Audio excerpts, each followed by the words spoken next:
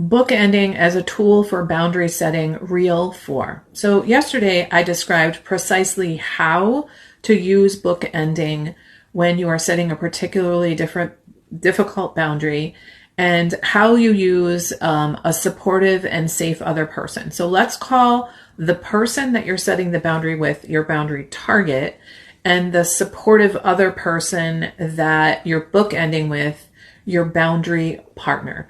Another reason why it's so important to connect with this boundary partner before and after setting a boundary, especially if it's the first time or a really difficult one, is that you process your difficult emotions with that person before and after setting the boundary. And this is important because it's those emotions that are the most difficult part of boundary setting.